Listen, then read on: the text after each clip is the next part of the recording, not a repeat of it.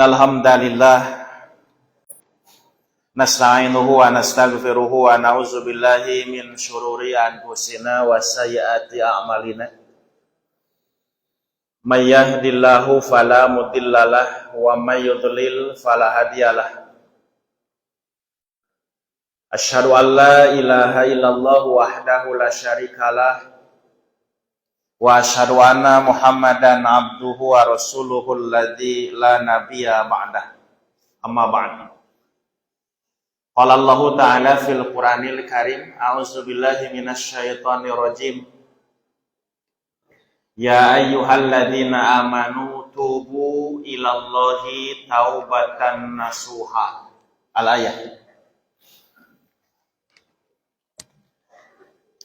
Hadirin hadirat ikhwatu iman, Bapak Ibu jamaah sekalian yang berbahagia, alhamdulillah puji syukur kita panjatkan kehadirat Allah Subhanahu wa taala sampai hari ini di pagi ini kita semua masih diberi kesempatan, kenikmatan, sehat juga panjang umur.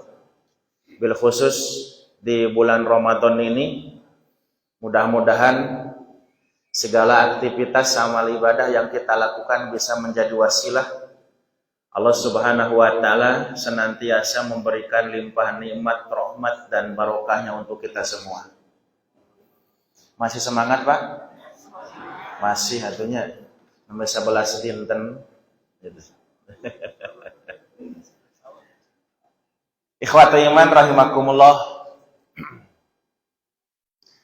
Di dalam Al-Qur'an Allah menyebutkan ada beberapa term istilah yang biasa digunakan Allah untuk menyebut makhluk manusia seperti kita ini, Pak. Yang pertama, Allah menyebut manusia dengan istilah Bani Adam. Itu banyak ayatnya. Di surat Al-A'raf itu ada 4 terulang. Ayat 26, ayat 27, ayat 31, ayat 35. Ya Bani Adama qad anzalna alaikum libasa yuwari sawatikum warisha. Ya Bani Adama la yaftinannakumus syaitan kama akhraja abawaykum minal jannah. Ya Bani Adama khudu zinatakum inda kulli masjid. Ya Bani Adama imma ya'tiyannakum rusulun minkum. Di surat Al-Isra ayat 70, walaqad karramna bani Adama. Di surat Yasin ayat 60, alam ahad ilaikum ya bani Adama alla ta'budus syaitan. Bani Adam. Nah, ketika Allah banyak mengungkap kata Bani Adam untuk menyebut manusia, ya Bani Adama. Apa arti Bani Adam itu? Secara bahasa, Bani Adam itu artinya anak keturunannya Adam. Ya Bani Adama, wahai anak-anak keturunan Nabi Adam. Nah, yang dimaksud siapa? Manusia. Nah, kenapa manusia seperti kita oleh Allah disebut dengan Bani Adam? Nah, maka ayat ini menjadi dalil, Pak, bahwa manusia-manusia yang hidup di muka bumi ini semuanya itu adalah berasal dari Nabi Adam. Merupakan keturunannya Nabi Adam. Sejak anak-anak pertama Nabi Adam, Habil, Kabil, sampai nanti manusia yang hidup di akhir zaman, maka semua manusia itu adalah keturunan dari Nabi Adam.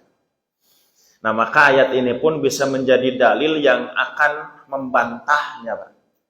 Salah satu teori dalam ilmu pengetahuan yang pernah dikemukakan oleh seorang ilmuwan asal Austria yang bernama Charles Robert Darwin dengan teori evolusinya.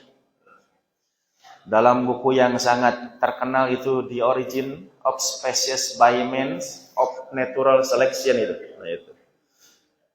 Dia mengatakan bahwa manusia-manusia yang hidup di muka bumi itu merupakan keturunan dari monyet, kera, ya Pak. Setuju tuh? Nah ternyata jangankan kita bantah dengan ayat Al-Quran tadi Bapak Ibu, yang kita yakin pasti benarnya bahwa manusia itu bukan turunan monyetnya Pak, tapi turunan Adam. Ternyata di kalangan ilmuwan pun tidak semuanya sepakat. Dan secara rasional pun tidak makul teka artiku akal. Tidak rasionalnya bagaimana? Kalau teori itu menyebutkan bahwa manusia yang hidup di muka bumi hari ini, walaupun kalau kita yang hidup hari ini, maka masih keturunan ibu dan bapak kitanya. Ibu bapak kita masih manusia, bukan monyet. Nah, konon itu terjadi jutaan tahun yang lalu. Jadi makhluknya yang bernama kera itu, atau yang satu spesies dengan kera itu, berevolusi. Berevolusi itu berubah sedikit-sedikit dari kera menjadi manusia. Pertanyaannya, Bapak Ibu ikhwati iman rahimakumullah. Kalau teori evolusi menyebutkan bahwa manusia itu asalnya dulu dari kera yang berubah secara sedikit-sedikit berevolusinya dari kera menjadi manusia, pertanyaannya, kera sekarang masih banyak nggak Pak? Masih banyak. Masih ada? Masih ada. Kalau sekarang kera masih banyak, masih ada, pertanyaannya, kera yang ada sekarang itu keturunan siapa? Anger turunan monyetnya Pak. Kalau disebut turunan kera, kan kera sudah berubah menjadi manusia dulu. Nah, inilah tidak rasional. Nah, jadi sejak dulu pun yang namanya monyet adalah keturunan monyet. Manusia keturunan manusia. Al-Quran menyebutkan manusia keturunan Nabi Adam. Disebutnya Bani Adam. Dan monyet dari dulu pun adalah keturunan monyet. Disebut Bani monyet.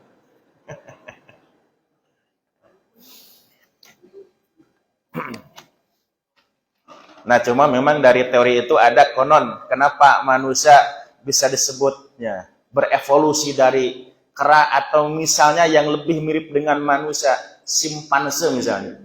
Karena memang ada beberapa kemiripan. Paling tidak cina dina kalakuan anaknya Pak. Jelema teh sarakah. Siga monyet. Yang kedua, Al-Quran menyebut manusianya dengan istilah al-bashar. Banyak juga ayat. Surat Al-Kahfi ayat terakhir. Qul innama ana basyarun mislukum. Katakan oleh Muhammad, aku ini adalah hanya manusia biasa seperti kalian. Basyarun manusia. Kisah Siti Maryam di surat Ali Imran, ada juga di surat Maryam. Kalau di surat Ali Imran itu bisa kita baca di ayat ke-47, di surat Maryam ada di ayat ke-20. Ketika Siti Maryam dapat kabar gembira dari Allah bahwasannya beliau akan segera memiliki keturunan. Nah, awalnya Siti Maryam merasa kaget dan takut. Kenapa takut? Nanti bagaimana kata orang-orang? Kalau dia nanti hamil, kemudian punya anak, sementara dia tidak bersuami. Dan itu pun yang diungkapkan oleh Siti Maryam kepada Allah lewat malaikat Jibril yang menginformasikan. Kata Siti Maryam, Rabbi anna yakunuli walad. Kalau di surat Maryam, anna yakunuli gulam walam yamsasni bashar. Bagaimana mungkin aku ini akan memiliki seorang anak? Walam yamsasni bashar, padahal tidak pernah ada seorang manusia pun yang menyentuh diriku. Artinya Siti Maryam asli perawannya, Bu. Tidak pernah disentuh oleh seorang laki-laki manapun. Artinya tidak pernah menikah. Tapi kenapa ujug-ujug ya punya anak? Nah, itu basyarun manusia. Atau ada juga di surat Yusuf ya. Kisah Nabi Yusuf. Ketika Siti Zulaikha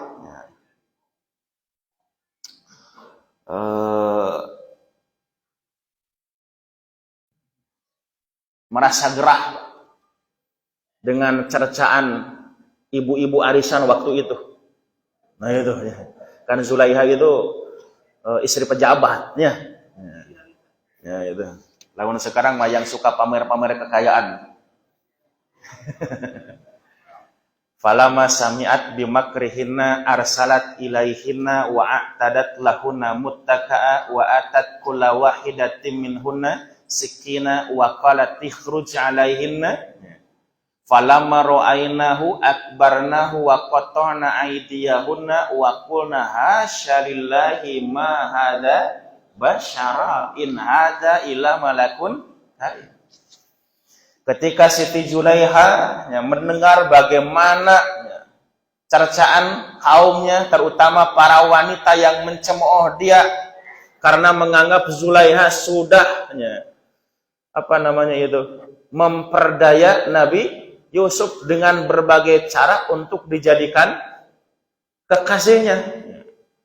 Nah, itu kan beritanya sudah menyebar, Pak, lewat medsos kalau sekarang ya. Di WA, di Instagram, di Twitter, di YouTube gitu. Oh, banyaknya. Jadi bagaimana perselingkuhan Zulaiha dengan Nabi Yusuf katanya waktu itu. Nah, Siti Zulaiha merasa gerah dengan berita-berita itu. Arsalat ilaihinna, maka satu hari Zulaiha mengundang wanita-wanita itu. Wa atadat lahunna muttaka, kemudian disiapkan tempat duduknya. Wa atat kulla wahidatin minhunna sikina, masing-masing diberi pisau. Nah, setelahnya semuanya duduk dengan rapi, masing-masing pegang pisau dan pegang buah katanya. Maka Siti Zulaiha berkata kepada Yusuf, "Ukhruj alaihinna." Sob, ayo sini masuk. Lewat kamu di depan mereka. Falamma ra'ainahu, ketika para wanita itu melihatnya Nabi Yusuf berjalan di hadapan mereka, akbarnahu, mereka merasa kagum semuanya dengan ketampanan Yusuf itu. Waqulna, dan mereka berkata, hasya lillah, kalau bahasa itu masya Allah ya. Ma hadza basyara, ieu malain jelema atuh kieu. In hadza illa malakun karim, ieu mah malaikat. Bakat tinggu kasep. Siga nu geus pernah nempo malaikatnya, Pak. Nah, itu mungkin gambaran bahwa malaikat itu identik dengan sesuatu yang baik. Jadi kalau punya tampilan fisik pun, maka fisiknya adalah baik, kasep, nah gitu. Dalamun goreng mah berarti siga setan, gitu. Pandina film-film kayak gitunya, Pak. Setan itu tandukan itunya, pikasieunnya. Patak jelema sieun ku jurig, taraeun sieun ku malaikatnya, Pak. Itu. Nah, itu ungkapan para wanita di zaman Nabi Yusuf. Kagum dengan kegantengannya. Mahasyalillah. Ma hadza basyara. In hadza illa malakun karim. Ini mah bukan manusia, ini mah malaikat. Nah, itu basyar, manusia. Nah, kenapa Allah menyebutkan manusia dalam Al-Quran dengan istilah basyar? Basyar itu secara bahasa arti asalnya kulit. Kulit itu basyar. Surat Al-Muddatsir ayat 29 tentang neraka sakar. Wa ma adraka ma sakar, la tubqi wala tadar, lawahatul lil basyar. Tahu enggak apa neraka sakar itu? La tubqi wala tadar. Kalau orang masuk neraka sakar, Pak, tidak akan didiamkan dan tidak akan disisakan.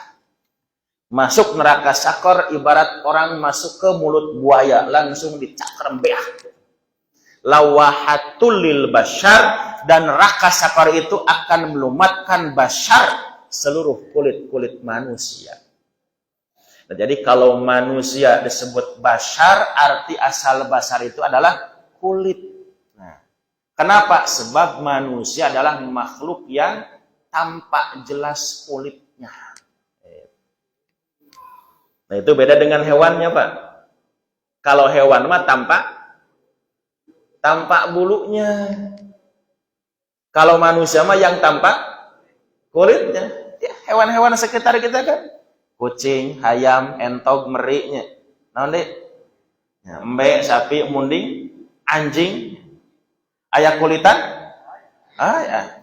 Tapi kulitnya tidak tampak. Yang tampak apa? Bulu. Jadi semua kulit-kulit hewan itu rata-rata tertutupi oleh bulu-bulu. Kalau kita mah enggak. Pak, Bu, badan kita ada bulunya enggak? Aya buluan tuh, Pak? Ya. Setiap pori-pori itu ada bulunya itu. Kalau kita lihat pakai kaca pembesar tuh. Ngan buluna siga bulu kumuut gitunya, Pak. Karena saya etik. Jadi tidak tampak bulu, yang tampak adalah kulit. Nah, itu beda dengan hewan. Makanya nanti manusia itu ada aturan harus berpakaiannya. Gitu. Kenapa manusia harus berpakaian, Pak? Selain nanti itu merupakan bagian dari aturan syariat untuk menutup badannya sebagai aurat itu, maka fungsi pakaian juga bisa melindungi tubuhnya dari teriknya panas matahari, dari dinginnya udara. Nah, itu. Nah, sasatuan mah teu kudu di bajunya, Pak. Da geus aya bajuan, naon? Itu, bulu. Gitu. Nah, itu basyar. Arti asalnya kulit. Makanya nanti dalam Al-Quran ada beberapa kata kiasan, Pak. Kinayah. Untuk menyebutkan hubungan suami istri itu disebut mubasyarah salah satunya. Nah, kan Al-Quran itu banyak mengungkap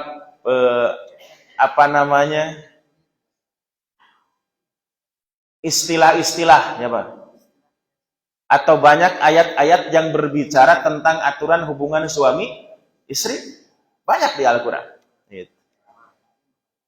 Nah, itu biasanya ketika hubungan suami istri tidak langsung dengan kata jima, Pak.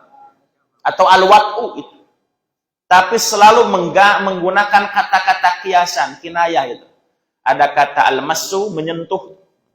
Tadi, ana yakunuli gulam walam yamsasni, basar kata Siti Maryam. Bagaimana aku akan punya anak? Padahal lam yamsasni, tidak pernah menyentuhku seorang laki-laki pun. Maksud menyentuh di situ bukan Noel, Pak.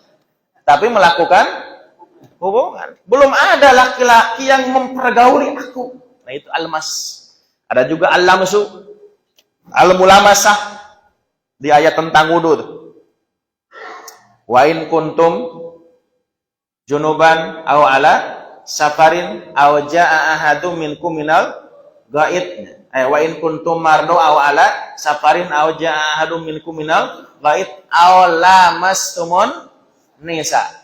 Nah, arti lamastumun nisa di situ bukan menyentuh biasa, tapi sentuhan yang luar biasa. Kan ini sering jadi dalil dan menjadi ikhtilaf di kalangan para ahli fikihnya, Pak. Apakah menyentuh wanita itu membatalkan wudu atau tidak? Sebagian mengatakan menyentuhnya. Laki-laki dan perempuan bersentuhan kulit itu membatalkan wudu. Sebagian mengatakan kalau sekedar sentuhan biasa itu tidak membatalkan. Yang membatalkan itu adalah sentuhan yang luar biasa. Maksudnya hubungan suami istri. Karena kata al-lamsu di situ, mulamasa itu bukan menyentuh biasa, tapi itu bahasa kiasan dalam Al-Quran, kinayah yang digunakan Allah untuk menjelaskan tentang hubungan suami istri. Terus ada kata arafas juga begitu. Artinya hubungan suami istri. Termasuk al-mubasyarah tadi. Nah, itu bisa kita baca di surat Al-Baqarah ayat 187 tentang puasa, Pak. Uhillalakum lailatas siyamir rafatu ila nisaikum. Dihalalkan bagi kalian wahai para suami di malam-malam bulan Ramadan itu untuk ropas. Apa ropas itu? Mempergauli istrimu. Nah, jadi kalau siang-siang tidak bolehnya, Pak, sama seperti tidak bolehnya makan dan minum dari mulai terbit matahari, terbit fajar sampai terbenam matahari. Nah, kalau sudah terbenam matahari, datang waktu malam sampai fajar nanti subuh, maka uhilla yang dilarang di waktu siang itu dibolehkan untuk dilakukan. Boleh kita makan, boleh kita minum, boleh juga kita melakukan hubungan suami istri. Malah di kajian fikih, Pak, ada pendapat yang menyebutkan, Pak, kalau kita maghrib, pas adzan maghrib, mau buka, air nggak ada, terus makanan nggak ada, nggak batalkan aku naon? Ku istri ya, Pak. Batalan ku istri. Itu yang iftar nanya, Pak. Nah, jadi ohila itu dihalalkan. Nah, waktu itu memang ada pendapat di kalangan para sahabat. Ketika datang bulan Ramadan, malam-malam Pak, para sahabat yang biasanya di luar Ramadan ya, suka melakukan hubungan suami istri, sieun bulan Ramadan mah. Pada bulan Ramadan bisa temenang cina gitu. Nah, maka turunlah ayat tadi, uhilla lakum lailatas siyam arafas ila nisaikum hunna libasul lakum wa antum libasul lahunna alimallahu annakum kuntum takhtanuna anfusakum fataba alaikum wa afa ankum. Nah, karena sekarang mas sudah dihalalkan, kata Allah, fal ana basyiru hunna. Sekarang mahai bapak-bapak, silahkan basyiruhunna, pergauli istri-istrinya. Nah, itu basyir. Termasuk nanti ketika di malam bulan Ramadan bapak-bapak boleh bergaul dengan istri-istrinya, tapi wayahna lamun bapak-bapak nanti 10 hari terakhir i'tikaf tebihan deui. Wala tubasyiruhunna wa antum akifuna fil masajid. Dan kalian wahai para suami jangan mempergauli istri-istrinya. Wa antum akifuna fil masajid, sedangkan kalian sedang iktikaf di masjid. Nah, jadi walaupun di malam bulan Ramadan boleh kita Pak bergaul dengan istri, tapi lamun iktikaf mah wayahna ulah uih heula ka bumi nya. Wayahna keur iktikaf mah iktikaf we gitu. La tubasyiruhuna, jangan kalian pergauli mereka. Nah, itu kata tubasyir dari mubasyarah. Mubasyarah itu bahasa kiasan, bahasa kinayah yang biasa digunakan Allah untuk menjelaskan hubungan suami istri dalam Al-Quran. Nah, kenapa Pak Bu mubasyarah disebut atau dipakai Al-Quran untuk menyebutkan hubungan suami istri?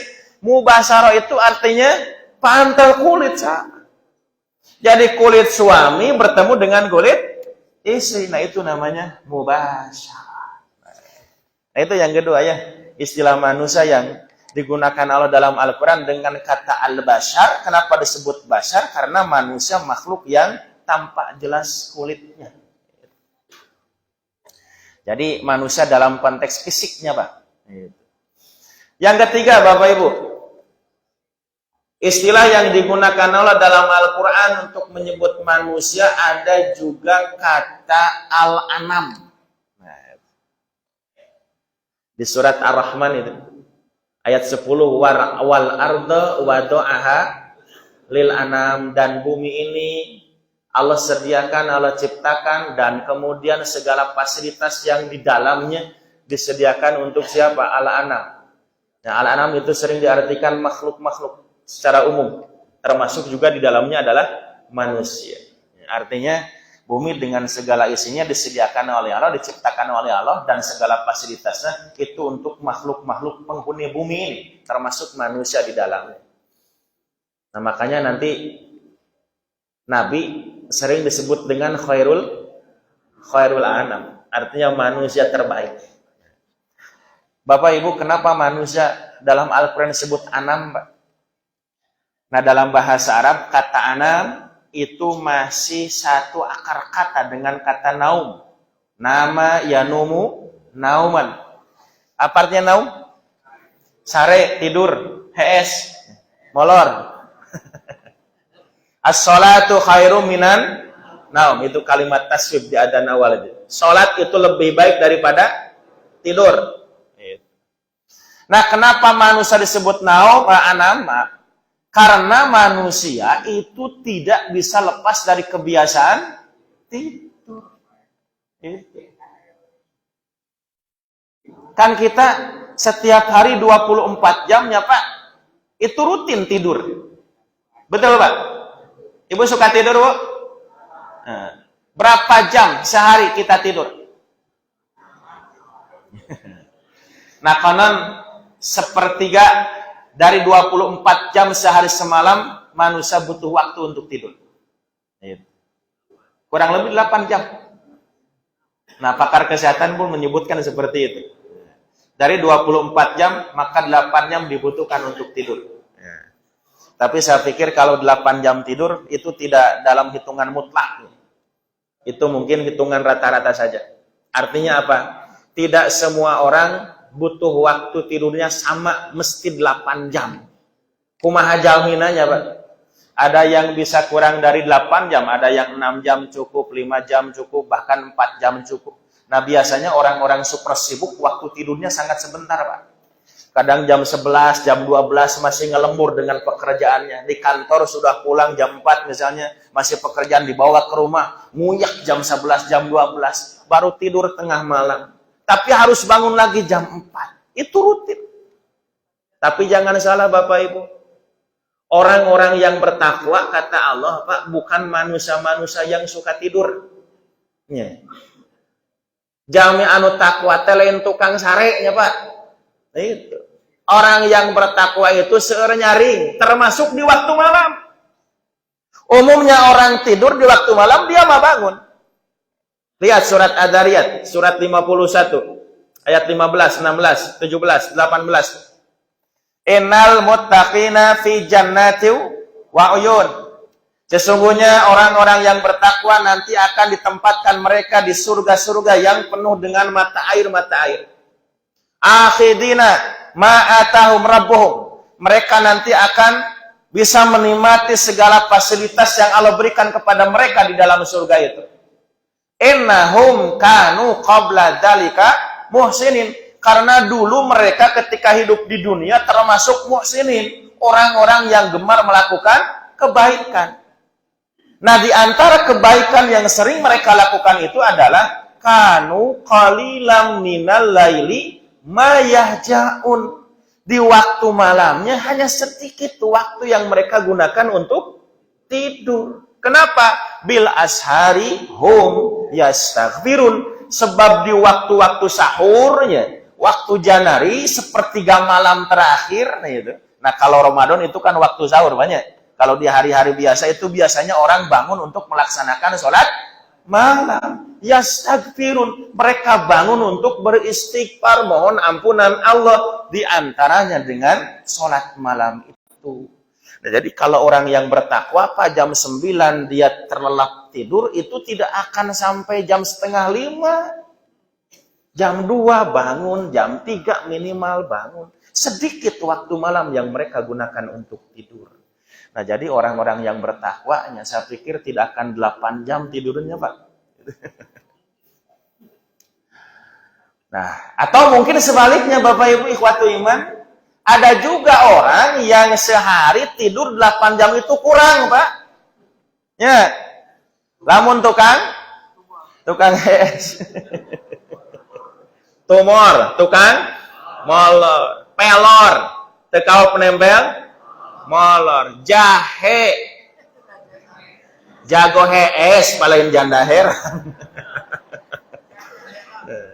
Jago hees, si tumorang, si tukang molor, tiberah. Padahal habis sholat isya jam 8 itu sudah langsung pulas. Bangun-bangun setengah 5, Pak. Adzan subuh. Jam 8 sampai setengah 5 berapa jam? Jam 8 ba'da isya sampai setengah 5 berapa jam? Itu kan 8 jam setengah, Pak. Itu sudah lebih dari standar kesehatan. Jam 8 ba'da isya sampai subuh setengah 5 itu sudah 8 jam setengah. Bangun dia sholat subuh. Selesai sholat subuh, tidur lagi. Bangun setengah 7, berangkat ke tempat kerja. Di tempat kerjanya jam 11 sesuai. Sampai dimanfaatkan waktu istirahat siang 2 jam tanpa ke jam 1 ETT. Pulang kerja jam 4, diundang ke pengajian ba'da maghrib, baru duduk 15 menit geus tibra.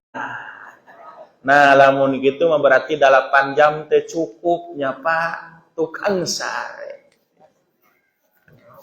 Nah, siga ayeuna bulan Ramadannya, aya jelema teh gawe sare we eta.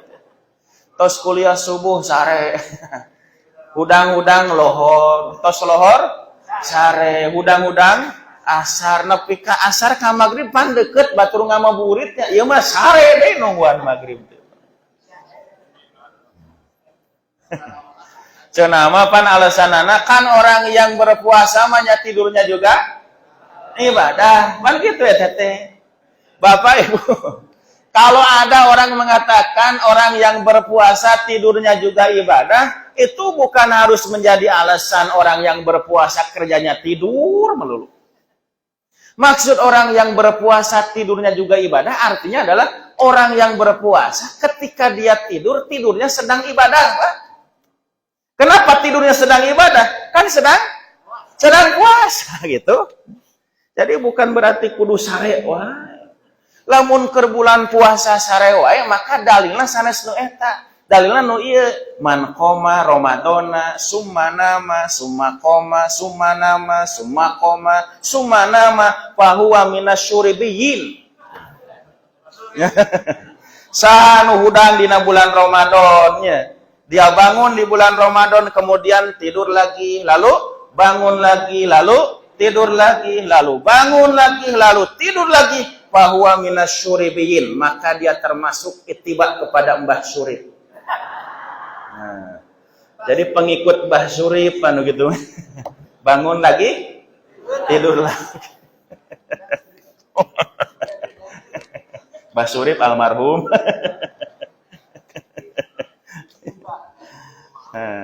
Tanya Bapak Ibunya.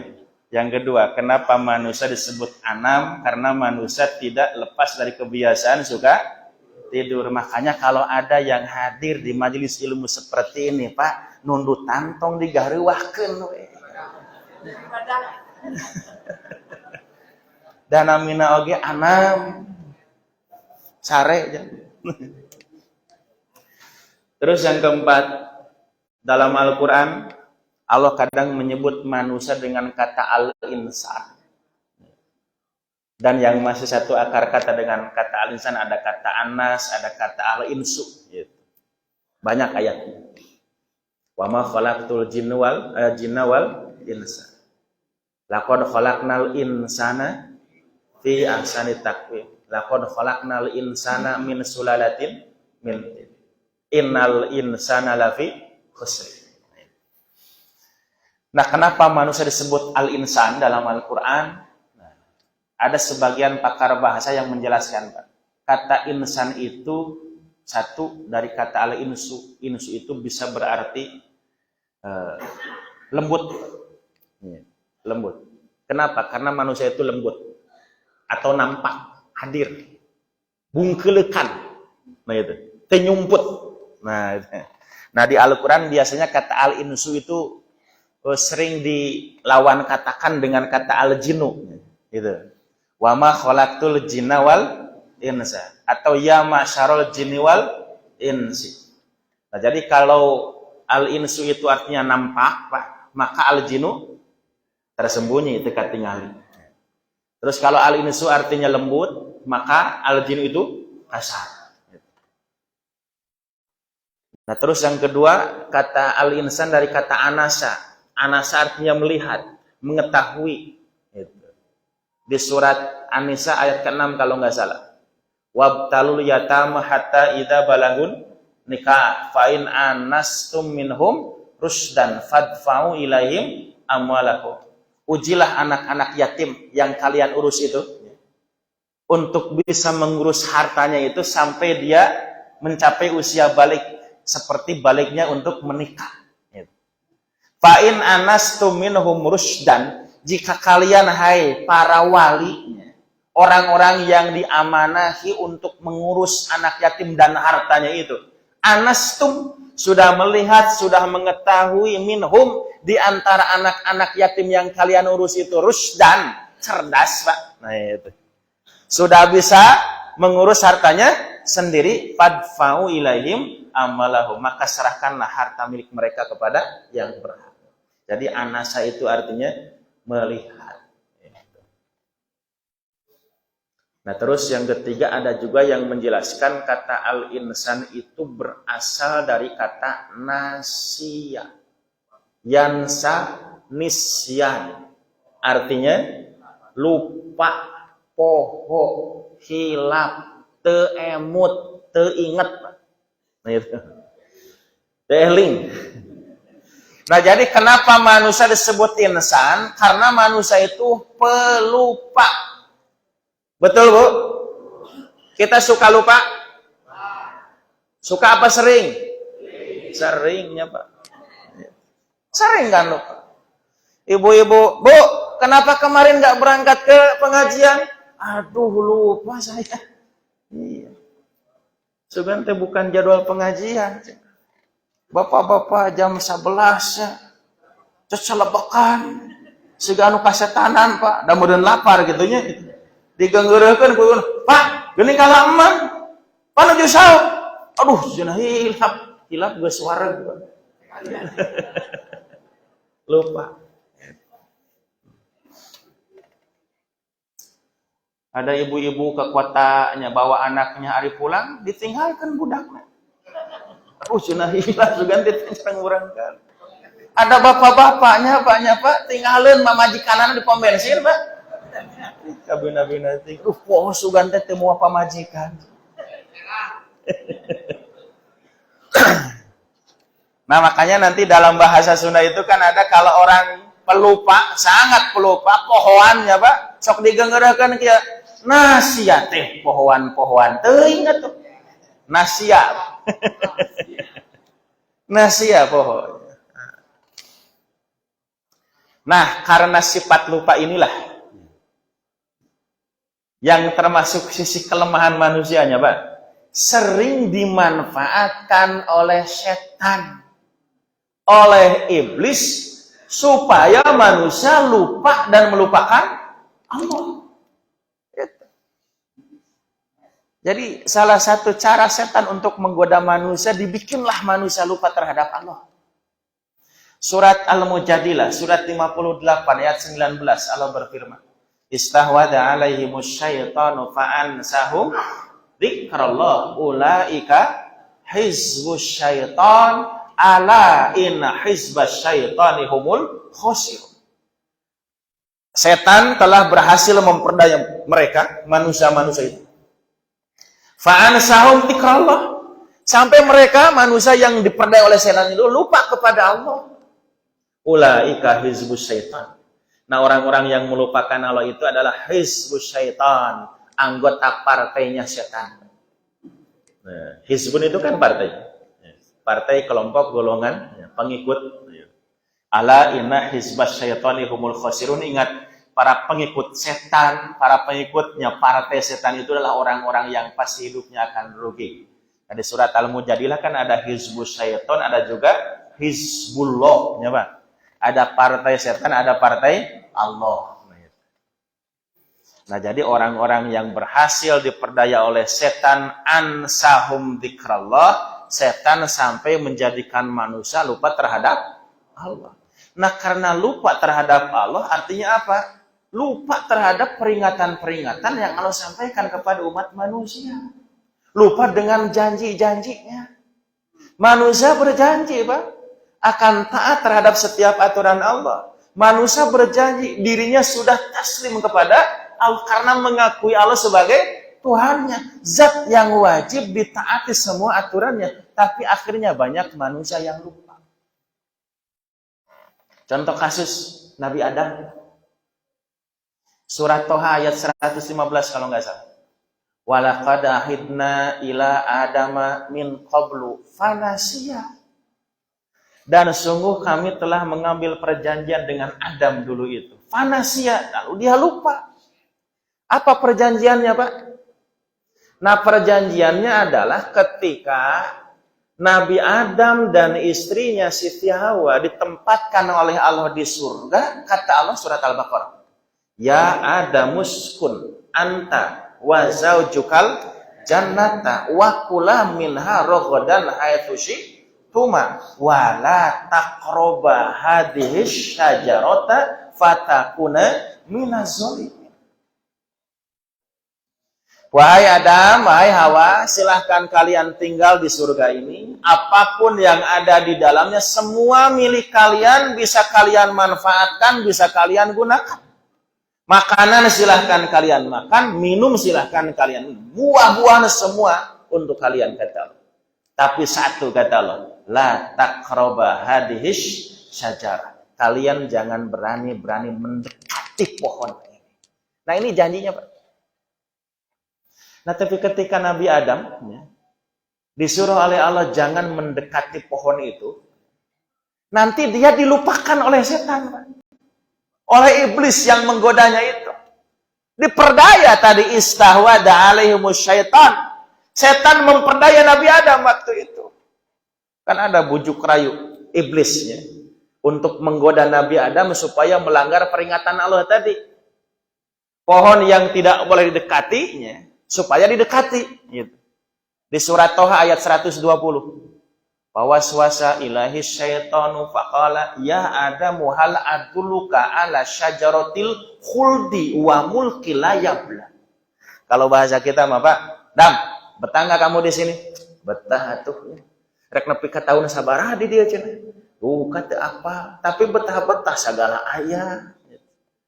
Nah, kalau kamu pingin selamanya di sini, betah jadi ahli surga, aku kasih tahu bagaimana caranya menjadi penghuni surga yang abadi. Bagaimana kata Nabi? Lihat tuh, itu ada pohon. Ya. Nah, kata iblis, itu pohon namanya syajaratil khuldi. Pohon khuldi. Nah, jadi kalau kita sering mendengarnya, Pak, nah, apa buah yang dimakan oleh Nabi Adam dan Siti Hawa padahal itu dilarang? Namanya buah khuldi. Kata siapa apa itu? Kata setan itu. Karena Allah tidak pernah kasih nama pohon itu pohon khuldi, Pak. Buahnya buah khuldi enggak. Di surat Al-Baqarah hanya menyebutkan la taqraba hadhis sajarah. Enggak ada sajaratil khuldi. Istilah sajaratil khuldi surat Toha aja tadi. Itu bahasa iblis. Allah enggak bilang sajaratil khuldi. Allah hanya menyebutkan pohon saja. Pohon apa enggak tahu juga. Apakah pohon pisang? Atau pohon kelapa? Atau kalau saya cenderung itu pohon kadunya, Pak. Kadu montong, saya kenal. Dah montong di deketan. Montong di tua. Tidak sebutkan pohon apa itu. Nah, syajarah saja. Nah, istilah syajaratil khuldi itu bahasa iblisnya. Rekayasa dia. Untuk apa? Untuk mengelabui Nabi Adam dan Siti Hawa supaya dia lupa terhadap janjinya untuk tidak mendekati pohon itu. Panasia. Lalu Nabi Adam lupa. Pohon yang oleh Allah la taqraba, jangan kalian dekati. Bukan cuma didekati, Pak. Diambil buahnya kemudian mereka makan. Nah, ini manusia lupa. Nah, artinya apa? Ketika hari ini banyak orang-orang yang terjerumus kepada perbuatan dosa, perbuatan salah, melanggar aturan Allah, jauh dari tuntunan Allah karena dia dilupakan oleh setan. Jadi sifat lupa yang ada pada diri kita itu, Pak, dimanfaatkan ku setan supaya kita lupa terhadap peringatan-peringatan Allah. Makanya karena lupa itu seolah merupakan sifat bawaan manusia ya, Pak. Makanya Nabi katakan al-insanu mahalul fata wa nisyan. Manusia itu tempatnya salah dan lupa. Di hadis yang lain, kullu bani adama khata'. Setiap anak-anak Adam itu khata', adalah pelaku dosa. Artinya tidak ada manusia yang benar-benar tidak pernah berbuat dosa. Moal aya, Pak. Jalmi anu tekan tos mida moal dosa. Kalau ada orang yang bersih dari dosa, itu karena dibersihkan. Oleh siapa?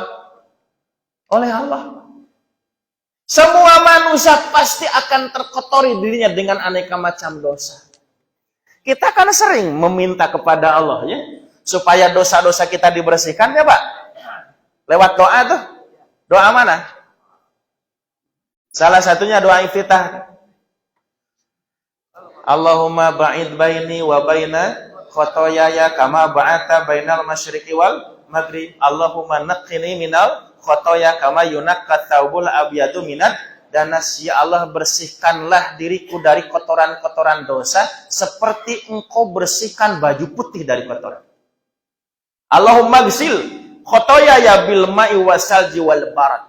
Ya Allah, suci dosa-dosaku ya, dengan air biasa, dengan air salju, dengan air embun. Nah itu.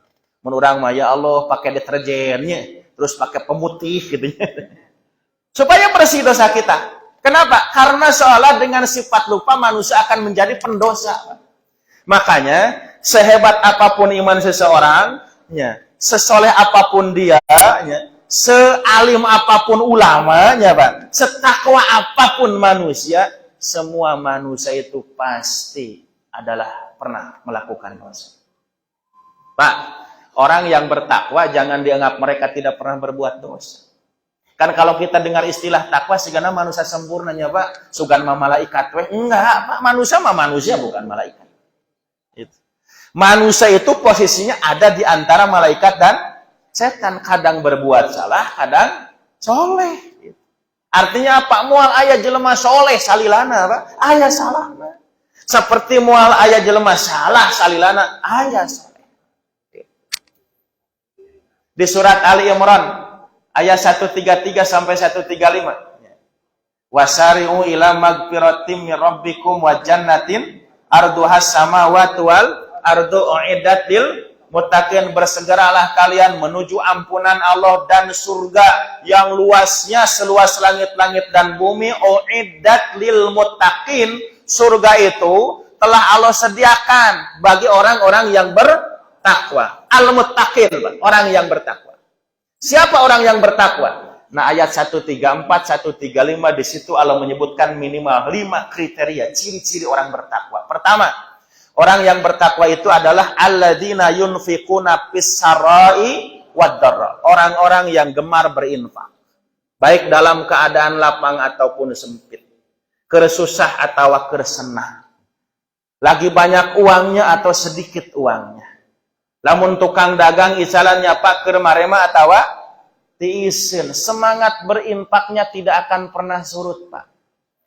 Nah, jadi orang bertakwa moal nyarios sapunten abdi moal tiasa nitip sedekah ya sasi ieu mah.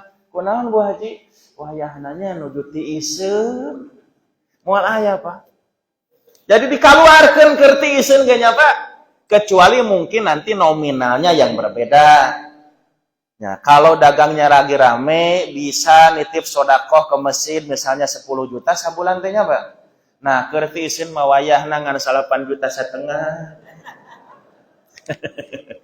Artinya semangat berinfaknya terus, tidak pernah berhenti. Yang kedua, orang yang bertakwa wal kadiminal ghaid. Orang yang bisa mengendalikan amarah, tidak mudah marah. Bukan tidak bisa marah, Pak. Masa ada orang berbuat salah kepada dia, ujung-ujungnya berbuat dolim, tepuguh-puguh digaplok, misalnya orang tanya, mana teu ambek teu boga salah nanaon? Pasti ngambek. Tapi sekiranya dia bisa bersabar, maka akan pilih dia bersabar. Tidak selalunya kekecewaan diungkap dengan kemarahan. Walaupun dia diperlakukan zalim oleh orang lain. Nah itu kaziminal ghaid. Yang ketiga, wal'afina aninas. Orang yang bertakwa juga adalah mereka yang mudah memaafkan kesalahan orang lain. Termasuk orang-orang yang mendolimi dirinya, ketika dia lakukan dengan sabar, dia tidak balas kedolimannya, lalu dia maafkan. Walaupun orang itu tidak minta maaf, Pak. Dia sudah maafkan duluan. Kan ada orang sepertinya. Gak salah, tiba lagi guys dihambur sama nih. Nah itu afina aninas. Nah terus yang keempat, ciri orang yang bertakwa adalah orang-orang yang selalu berbuat kebaikan, pelaku ihsan. Wallahu yuhibbul muhsinin. Dan Allah sangat mencintai orang-orang yang selalu berbuat kebaikan. Kata sebagian ahli tafsir, ihsan itu, Pak, kualitas kebaikannya lebih dari sekedar adil. Di surat An-Nahl itu ada kan yang sering dibaca ku khatib lamun rek mungkas khutbah Jumat, Pak, sebagian. Innallaha ya'muru bil adli wal ihsan wa itaidil qurba wa yanha 'anil fahsya'i wal munkar wal baghi. Nah, di situ Allah memerintahkan kita untuk satu berbuat adil, yang kedua ihsan. Apa bedanya adil dengan ihsan, atau apa itu adil, apa itu ihsan? Adil itu, Pak, seimbang. Artinya apa? Kalau ada orang berbuat baik kepada kita, kita perlakukan dia dengan baik. Kalau ada orang berbuat jahat kepada kita, kita balas kejahatannya. Boleh nggak? Boleh. Aya jelema ngagalitak ka urang, digalitak deui menang teh, Pak? Menang. Nalapung ka urang, ditalapung deui menang? Iya. Tonjok nu urang, ditonjok deui menang? Menang. Tapi dengan yang seimbang. Jangan berlebihan. Surat An-Nahl, surat 16 ayat 126. Wa in aqabtum, jika kalian mau melakukan pembalasan, fa'aqibu, maka balaslah orang-orang yang berbuat zalim kepadamu bimisli ma uqibtum bih, dengan balasan yang seimbang, yang serupa. Tenggel deui, sindrek deui nya, Pak. Galitak deui, nalapung deui. Ciduhan deui boleh. Yang tidak boleh itu berlebihan. Si itu ngagalitak sekali, ku urang 10 kali, bari diteungel, ditalapung nepi ka pae. Nah, itu tidak boleh, Pak, zalim namanya. Boleh itu seimbang. Nah, tapi kata Allah, wala in sabartum, jika kalian mau bersabar, huwa khairul lisabirin, maka tentu lebih baik orang-orang yang bisa bersabar. Nah, itulah yang tadi kaziminal ghaid itu, dia tidak balas kejahatan. Dia pilih dengan bersabar. Nah, jadi kalau orang membalas kebaikan dengan kebaikan, keburukan dengan keburukan, itu namanya adil, boleh. Nah, ihsan itu lebih dari itu. Ada orang berbuat baik kepada dirinya, dia balas dengan yang lebih baik. Dia melakukan hal yang lebih baik, dia paling baik. Termasuk ketika ada orang berbuat jahat kepada dirinya, dia tidak balas kejahatan itu, malah dia balas dengan kebaikan. Nah, itu namanya ihsan. Nah, itu yang bertakwa. Susahnya apa kita tanya? Da orang mah bager teh kanu bager, kanu koret kumaha? Lah sia teh ge taramere nya, ulah dibere. Koret mah koretan deui we pan kitu. Nah, itu. Nah, yang tidak mudah itu orang yang pelit ke orang dibageran, anu jahat ke orang diperlakukan dengan baik. Ada satu kisah, Pak, dalam tafsir Al-Munir, Imam Al-Baihaqi meriwayat ketika menjelaskan itu. Imam Al-Baihaqi meriwayatkan satu ketika Ali bin Abi Thalib menyuruh hamba sahayanya untuk bawa air mau minum. Pas bade dipasihkeun, lagrag Pak itu teko natanya. Ninggang kana inung sukuna. Kumaha cik? Pas ninggang kana inung suku, tos tangah kieu bade ngambek. Nah, kebetulan hamba sahayanya Pak rajin ke pengajian, sok hadir ka jihad. Nah, ngajihad. Sering mendengar keterangan-keterangannya. Nah, lalu dia ketika melihat Sayyidina Ali mau marah, dia bilang lewat ayat tadi, wal kadhiminal ghaiz. Orang yang bertakwa itu tidak mudah marah. Dia kendalikan amarahnya. Kata Ali, ya udah, saya nggak jadi marah. Ketulus ambek kenapa? Di dalilan wal kadhiminal ghaiz. Nah, terus kata hamba sahayanya, tapi bukan cuma nggak marah, wal afina aninnas. Selain dia tidak marah, juga harus memaafkan kesalahan orang-orang lain. Kata Ali, ya udah, kamu sudah saya maafkan. Nah, pinter Pak hamba sahayanya. Diteruskan ayat nanti tadi. Wallahu yuhibbul muhsinin. Selain dia tidak marah, kemudian memaafkan kesalahan, dia juga berbuat kebaikan. Akhirnya ya udah, mulai hari ini kamu bukan hamba sahaya lagi, tapi kamu sudah menjadi orang yang merdeka. Diburuhan, Pak. Padahal ninggang inung suku. Lawan ka urang mah tadinya Pak aya anu ngagalitak, nu ngagablog ka urang teh nya. Ujug-ujug digablog urang teh reuwas Pak saha jelema teh. Ku urang teh dibalas. Da kadiminal ghaid, lebih memilih sabar. Terus minta hampuran henteu, tapi ku urang dihampur. Leuwih teh eta kumaha nu ngagablog urang teh dipasihan 500.000 Pak. Mangga lumayan kangge THR, buruh ngagablog sim kuring tadi. Nah, itu Pak Muhsinin teh gitu. Orang yang berbuat jahat dia balas dengan kebaikan. Nah, itu ciri orang yang bertakwa.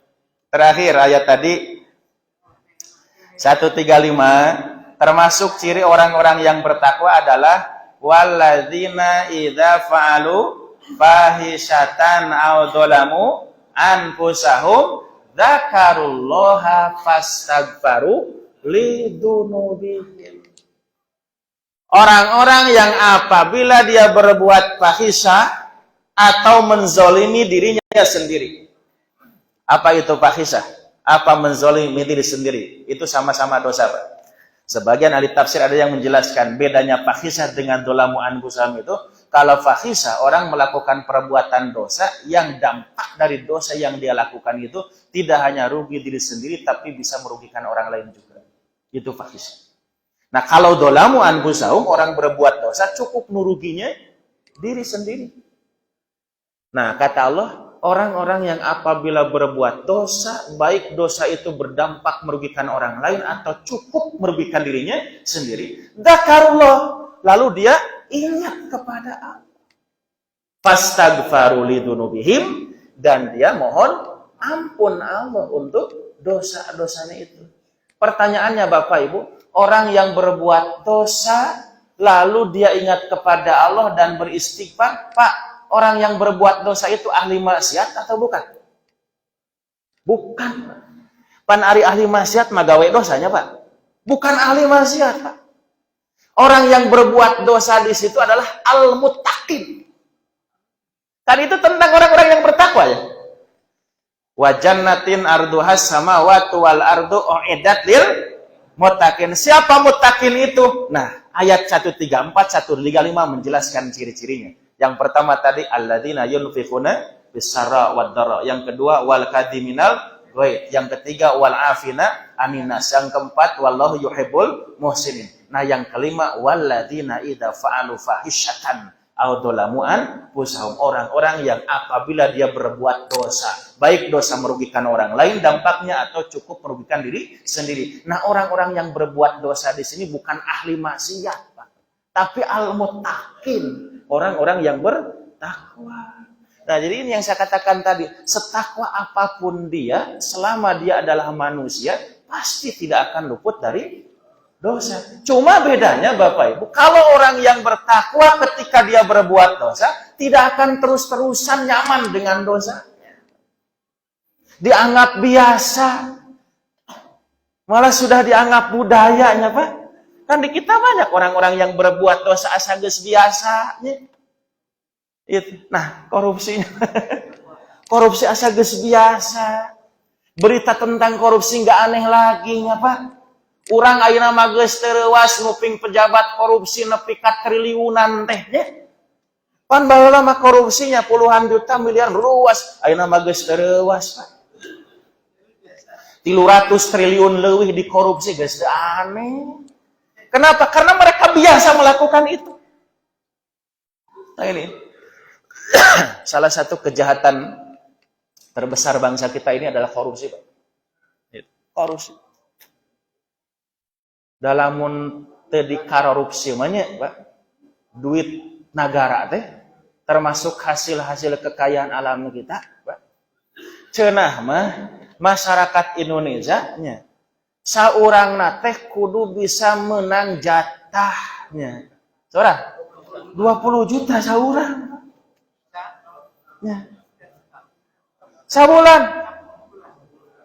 Kalau hasil kekayaan alam kita tidak dikorup oleh pejabat, diatur dengan benar, gitu, maka hasil dari sumber daya alam kita, Pak, bisa menutupi hutang yang jumlahnya sudah berapa triliun tuh. Gitu. Kemudian seluruh masyarakat Indonesia, bukan bapak-bapak ibu ya orang tuanya, budaknya, anu laletik, pokoknya semuanya. Orang Indonesia nu geus dewasa nu budak keneh itu bisa dapat subsidi 20 juta per bulan. Tapi eueuh eta teh nyapaan. Ka mana beak dikorupsi. Dan para koruptor di kita itu sudah tidak merasa berdosa, Pak. Kemarin ngabandungan anggota DPR yang debat dengan Mahfud MD. Lah cenah kita mah tahu sama tahu aja lah yang begini mah. Itu, Pak. Korupsi itu sudah tahu sama tahu. Jadi tara digenggereukeun. Geus apal maneh ge nya. Sarua we maneh ulah sok ya pipilun hayang ngabongkar urusan urang. Ini kejahatan terbesar. Ya. Bangsa kita itu korupsi. Sudah terbiasa. Nah, kalau orang yang bertakwa mah potong 300 triliunnya. 300 perak oge eta teh. Kabayang kumaha bendukna Allah. Bagaimana murkanya Allah. Itulah zakarullah. Nah, kenapa banyak orang korupsi, Pak? Nasia tadi lupa. Lupa dengan peringatan Allah. Kenapa lupa? Diperdaya oleh setan. Nah, makanya kalau orang yang bertakwa dia lupa terjerumus perbuatan dosa, dia tidak akan terus melakukan dosa itu. Dia segera ingat kepada Allah. Takut bagaimana ancaman Allah ketika dia berbuat dosa, bagaimana murkanya Allah dengan dosa-dosa yang dia lakukan, lalu baru memohon ampun. Makanya di hadis yang tadi Nabi katakan, kullu bani adama khata'un, setiap anak-anak Adam pasti berbuat dosa. Tapi kata Nabi, wa khairul khata'in at-tawwabun. Sebaik-baik manusia yang berbuat dosa itu adalah at-tawwabun, orang-orang yang mau segera bertobat untuk dosa-dosanya. Insya Allah bulan Ramadan sering dimanfaatkan oleh sebagian besar kaum muslimin sebagai sarana pertobatan, Pak. Sebagai sarana pertobatan. Kenapa? Dia ingin kembali ke jalan yang benar, ingin selalu mendekatkan diri kepada Allah. Kan tobat itu artinya. Taba ya tubuh taubatan itu bimana roja'a yarji'u rujuan, kembali. Yang tadinya banyak dosa, tinggalkan dosa, kembali kepada ketaatan. Yang jauh dari masjid, kembali ke masjid. Yang tara ibadah, kembali menjadi ahli ibadah. Ramadan itu suasananya seperti itu. Nah, mudah-mudahan juga ya, ibadah kita di bulan Ramadan. Dan bulan Ramadan yang Allah sediakan, ini karena rahman rahimnya Allah, Pak. Setiap tahun kita bertemu dengan bulan Ramadan. Nah, Allah tahu manusia itu tidak akan luput dari dosa, maka dengan bulan Ramadan diberi kesempatan orang-orang untuk kembali mendekatkan diri kepada Allah. Harapannya adalah semua amal ibadah bisa menjadi jaminan dia mendapatkan ampunan Allah untuk dosa-dosanya. Kalau Nabi katakan, gufiro lahu ma taqaddama min dhanbi. Mudah-mudahan. Itu. Ustaz, hari ini adalah hari 11 bulan Ramadan. Ada pertanyaan baik kepada saya di Jakarta, teman-teman dan juga barusan di masjid. Pertanyaannya adalah bahwa Idul Fitri 1443 ini ada yang lebaran 21 April hari Jumat dan ada yang Idul Fitrinya pada hari Sabtu. Kalau yang kebetulan pada hari Jumat lebaran, apakah sholat Jumat itu boleh atau tidak mau sholat Jumat mohon penjelasan? Ya. Kalau Id bertepatan dengan hari raya, hari Jumat, kalau hari raya bertepatan dengan hari Jumat, maka bagi orang yang sudah melakukan sholat Id Jumat itu menjadi rukhsah. Rukhsah itu artinya apa? Tidak azimah lagi, tidak wajib lagi. Dia boleh memilih apakah mau Jumatan atau tidak. Nah, tapi catatan Bapak Ibu, bagi yang pagi-paginya sholat Id. Kalau yang tidak ikut sholat, mah tetap kudu Jumat. Ya. Nah, jadi kalau tidak sholat Id, kan Id itu sunat, ya. Mungkin nggak ada yang orang tidak ikut sholat Id? Mungkin. Jadi kalau lebaran hari Jumat, misalnya, pagi nate tidak ikut sholat Id, ya, maka tetap Jumatannya wajib dia lakukan. Yang pertama. Yang kedua, bagi khotib, bagi imam, ya, jangan lari dari tanggung jawab. Jadi kalau kebetulan ada yang ditugaskan untuk menjadi khotib, menjadi imam, itu harus standby ya Pak. Kenapa harus standby? Bilih aya jamaah anu bade Jumaan, ulah dikunci oge masjid, Jumatan libur misalnya, jangan. Tetap DKM, Qayyimul Masjid, Takmir harus memberikan kesempatan. Walaupun tadi pagi sudah Id, jangan dilarang. Oh, tadi cuna enggak sore prewe atuh, jangan. Tetap kasih kesempatan. Makanya khatib harus standby. Pertanyaan kedua adalah kita dengan Ramadan. Bahwa dalam sebuah hadis, 10 hari pertama adalah rahmat. Dan sekarang 10 hari kedua adalah Maghrib dan 10 hari kedua itu kebenaran. Oh, katanya itu nah hadisnya nah doib. Tapi bagaimana isinya bagus kan kalau penjelasan. Ya, itu kan hadis yang dari Salman Al-Farisi ya. Jadi ketika Nabi masuk akhir bulan Sya'ban, selalu kasih bahasa sekarang matarhib lah. Ya, dalam rangka menyambut bulan Ramadan. Khotobana Rasulullah fi akhir min Sya'ban. Ya ayuhannas qad adallakum syahrun azimun mubarak. Nah itu riwayat Ibnu Khuzaimah. Nah berdasarkan penelitian para ulama ahli hadis, memang hadis itu dhaif. Pertanyaannya, dhaif tapi kan isinya bagus. Ya. Nah, kalau begitu berarti dhaif fi sanad, sahih fil matan. Artinya apa? Bulan Ramadan ada rahmat, bulan Ramadan ada ampunan, bulan Ramadan kesempatan kita untuk menjauhkan diri dari neraka. Betul, betul. Tapi kalau kita mau mengatakan itu, dasar rujukannya jangan pakai hadis yang tadi aja. Masih banyak hadis-hadis yang lain. Masih banyak hadis-hadis yang lain. Nah, maksud jangan pakai rujukan hadis yang tadi apa? Kalau pakai rujukan hadis yang tadi, kan secara sanad itu dhaif. Artinya apa? Kalau tadi adalah sabda Nabi, sementara dinilai dhaif, maka berarti sama dengan Nabi tidak bersabda. Artinya apa? Jangan sampai kita mengatakan sesuatu atas nama Nabi, padahal Nabi tidak pernah mengatakan itu. Seperti begini, banyak itu hadis-hadis dhaif yang berkaitan dengan Ramadan itu, seperti doa Allahumma laka sumtu ya. Terus Allahumma salimni di Ramadan wa salim Ramadan ali. Nah itu berdasarkan para kajian para ahli hadis, dhaif hadisnya. Gitu. Artinya tidak ada doa khusus bulan Ramadan yang berbunyi Allahumma salimni li Ramadan. Nah tapi pertanyaan, kan itu doa bagus ini ya. Bagus ya? Bagus. Boleh kita pakai?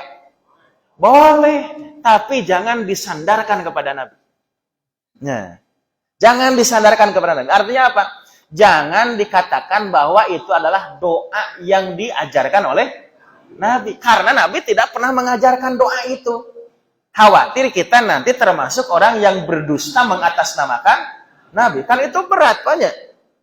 Seperti para pelaku hadis palsu itu. Man kadzaba alayya muta'ammidan falyatabawa maq'adahu minan nar. Siapa yang berdusta dengan mengatasnamakan aku kola Rasulullah, padahal Rasulullah enggak kola, Pak. Gitu. Nabi bersabda, padahal Nabi tidak bersabda. Itu berdusta atas nama Nabi. Falyatabawa maq'adahu minan nar. Maka siap-siap nanti dikasih jodoh tina seni neraka. Nah itu ancaman buat orang yang selalu berdusta mengatasnamakan Nabi. Nah jadi kesimpulannya semacam hadis itu, ya, kalaupun isinya bagus, maka secara sanad dhaif boleh kita amalkan, tapi jangan kita yakini bahwa itu berasal dari Nabi. Ya. Terakhir Ustaz, Ustaz menyinggung masalah pamer harta. Ya. Sekarang pamer harta di trending sudah tidak begini, bahwa para orang tertentu dengan misalkan nafas branding, kan? Ada 50 juta, ada yang 300 juta, ada juga 1 miliar lebih sampai 2 miliar. Itu ada Ustaz. Ketika diwawancarai seorang artis, kenapa Anda membeli harga tas brandingnya harga 300 juta? Apa tidak saya? Kok tidak? Itu sebenarnya sebagai bukti bahwa itu sudah berhasil. Sudah berhasil dengan kemampuan diri, bahwa saya bisa membeli tas yang saya demikian. Apa dengan 11 mobil lagi? Dan saya mampu satunya 320 juta. Nah, bagaimana kalau 1 bulan saya mampu? Kemudian saya dikomparasikan dengan Orun juga ada orang yang beranggapannya ya, dia sombong yang kedua, Nabi Sulaiman. Ada perbedaan antara Nabi Sulaiman dengan Orun yang datang. Bagaimana sih menyikapi kalau kita diganti dengan kata yang banyak? Ya. Pak, orang tiasa meser mobil hargana 2 miliar. Kayaknya dianggap? Kayaknya. Meser acuk hargana 2 juta, Bu. Kayaknya dianggap? Kayaknya. Nah itu nanti ada hadis nanti la yadkhulul jannah man kana fi qalbihi misqala habatin khardalin atau misqala dzarratin min kibrin. Tidak akan masuk surga orang yang dalam hatinya ada sikap sombong walaupun cuma sedikit. Lalu para sahabat bertanya, "Ya Rasulullah, bagaimana kalau orang sehari-harinya berpenampilan bagus, bajunya bagus, sendalnya bagus, kalau sekarang kendaraannya bagus, kemudian aksesorisnya bagus-bagus ya. Jamnya Rolex harganya sampai 1 miliar." Kata Nabi, "Innallaha jamilun yuhibbul jamal." Allah itu indah dan mencintai keindahan. Nah, jadi kalau kita misalnya punya harta pemberian Allah lalu kita manfaatkan dalam rangkanya menghias diri, boleh, apalagi dipakai untuk ibadah, Pak, boleh. Nah, terus sombongnya di mana? Dan itu bukan sombong kata Nabi. Bukan sombong. Kita memanfaatkan anugerah Allah bukan sombong. Yang namanya sombong kata Nabi, batrul haq wa ghamtun nas. Sombong itu menolak kebenaran dan menghinakan orang lain. Nah, kalau kita kaya kemudian menghina yang miskin, kalau kita punya jam Rolex harganya 1 miliar, itu mah jam di emper misalnya. Nah, itu baru sombong. Hari kita biasa-biasa menikmati pemberian Allah, boleh. Nah, cuma satu begini. Satu, harus juga kita bisa menjaga perasaan orang lain. Bersikap rendah hati itu lebih baik. Tidak terlalu pamer dengan kekayaan itu lebih baik. Yang kedua, alangkah lebih baiknya kalau harta yang Allah berikan kepada kita tidak digunakan untuk show, pamer-pamer seperti itu. Walaupun hukumnya boleh. Selama kita tidak bermaksud untuk sombong. Selama kita hanya menikmati kekayaan, boleh. Tapi alangkah lebih baiknya kalau harta-harta itu kita manage, jangan sampai lebih banyak yang kita gunakan untuk dunia daripada yang kita gunakan untuk akhirat. Para sahabat itu, Pak, konglomerat. Banyak. Abdurrahman bin Auf, Utsman bin Affan. Bahkan Utsman bin Affan, kebun kurmanya sekarang masih ada di Madinah. Sumurnya yang dulu dia beli dari orang Yahudi masih ada di Madinah. Rekening bank milik Utsman bin Affan oleh pemerintah Arab Saudi itu diurus sampai sekarang, Pak. Itu. Dia wakafkan. Nah, itu bagusnya. Kalau punya harta itu, dia prioritaskan untuk akhirat. Kalau hanya untuk pamer-pamer, ya kayak si Korun tadi. Jadi jangan sampai kita termakan oleh falsafah korunisme tadi.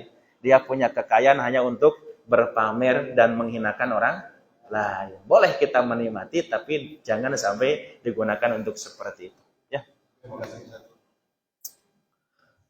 Cukup. Aku lu qauli hada wa astaghfirullah li wa lakum. Assalamualaikum warahmatullahi wabarakatuh.